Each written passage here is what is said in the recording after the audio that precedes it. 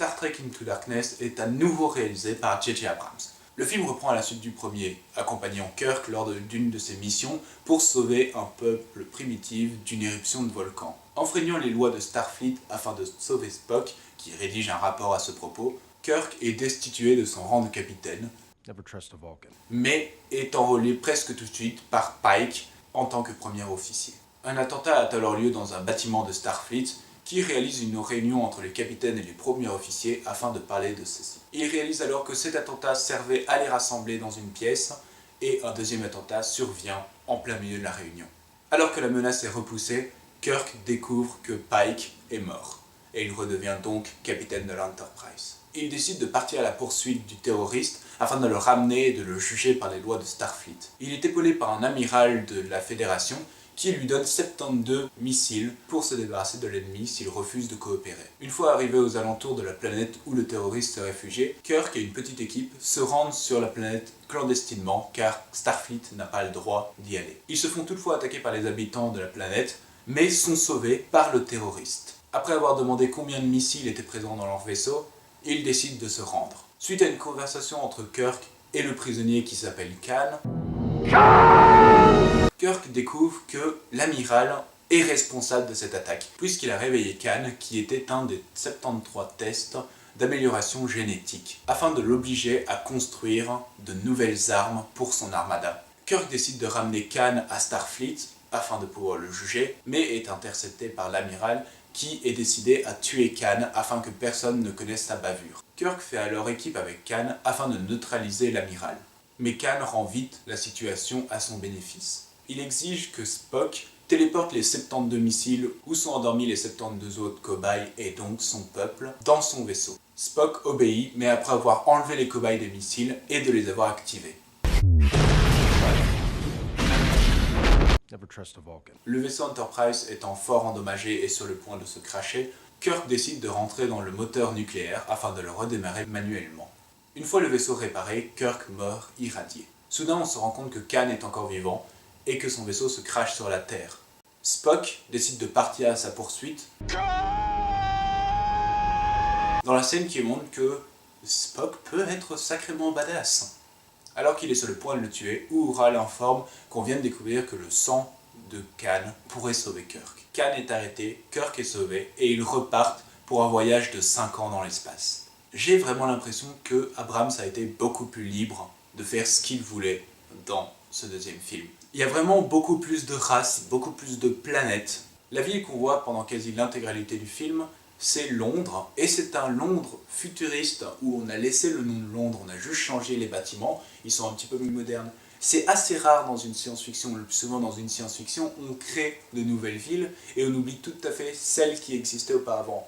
C'est donc plutôt chouette de voir une ville qui existe aujourd'hui et comment elle sera, d'après la vision du réalisateur, dans le futur. Je trouve l'humour aussi beaucoup plus présent et beaucoup plus réussi, utilisant toujours Kirk et sa vantardise, et jouant beaucoup avec les non-réactions de Spock. The truth is, I'm gonna miss you.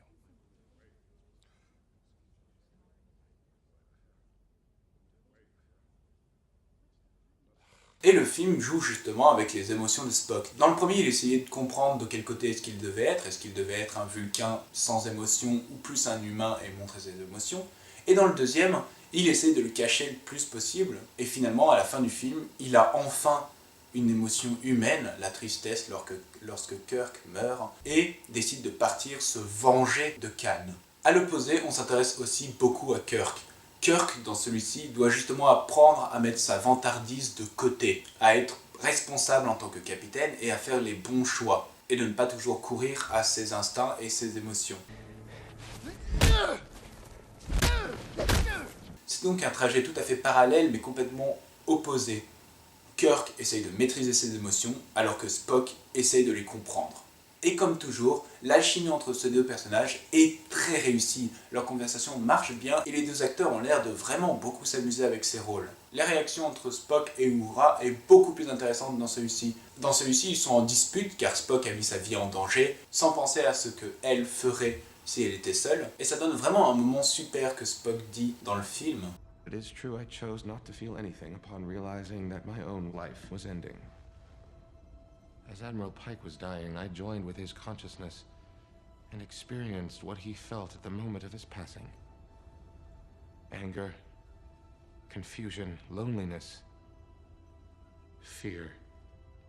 I had experienced those feelings before, multiplied exponentially on the day my planet was destroyed. Such a feeling is something I choose never to experience again. Nyota, you mistake my choice not to feel as a reflection of my not caring, while I assure you the truth is precisely the opposite.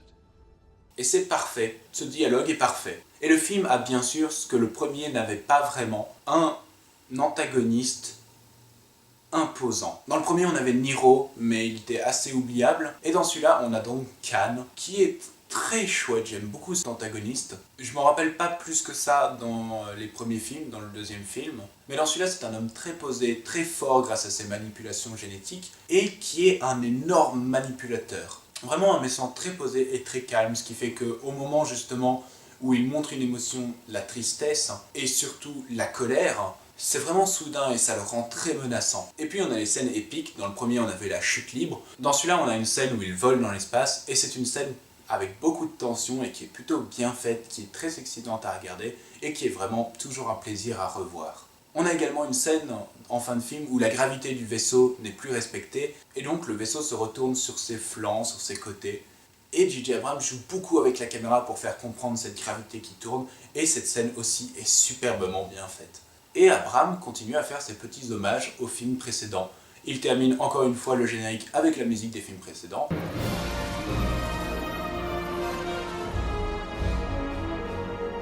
Et nous offre donc la mort de Kirk, qui dans le deuxième film était l'opposé. Spock mourait et Kirk le regardait mourir. Dans celui-là, les rôles sont inversés et je ne peux m'empêcher de me dire que la scène est plus forte. Parce qu'on a un Kirk qui a peur de la mort, qui ne sait pas quoi faire, mais qui a sauvé enfin son équipage et qui a montré qu'il pouvait prendre ses responsabilités en tant que capitaine.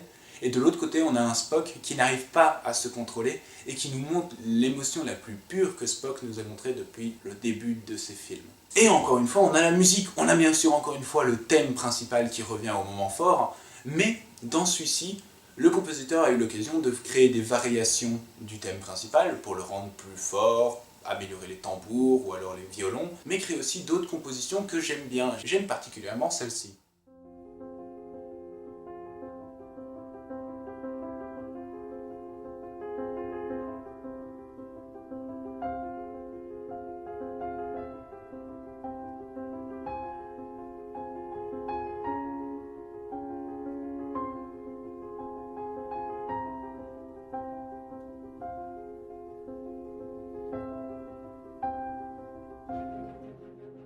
Le seul bémol que je pourrais vraiment mettre au film, c'est que pour combattre Khan, Spock appelle le Spock du futur, vu dans le film précédent, afin de lui demander comment le battre. C'est dommage, j'aurais préféré que les personnages le trouvent d'eux-mêmes. Mais bon, au final, Star Trek Into Darkness est un super film, et si je devais lui donner une cote, je lui donnerais un 17 sur 20. Donc qu'attendre du troisième? Forcément les gens sont un peu horripilés que ce ne soit plus J.J. Abrams, et même moi je dois avouer que j'espère que ce nouveau réalisateur saura avec quoi il joue et qu'il fera ça bien. Il a l'air de vouloir singer la mise en scène de Abrams, je ne sais pas si c'est une bonne chose ou une mauvaise chose, peut-être qu'il aurait dû faire quelque chose qui lui ressemble plus, mais Abrams est toujours producteur du projet, donc je ne pense pas qu'il va laisser son bébé vraiment changer du jour au lendemain. Donc voilà, j'attends plutôt Star Trek Beyond avec beaucoup d'attentes, et j'espère ne pas être déçu. Comme toujours, si vous avez aimé la vidéo, vous pouvez la partager sur les réseaux sociaux, vous abonner et mettre un pouce bleu. Vous pouvez suivre ma chaîne Twitter où j'annonce les prochaines critiques à venir en avance, et je vous retrouve la prochaine fois pour une nouvelle critique.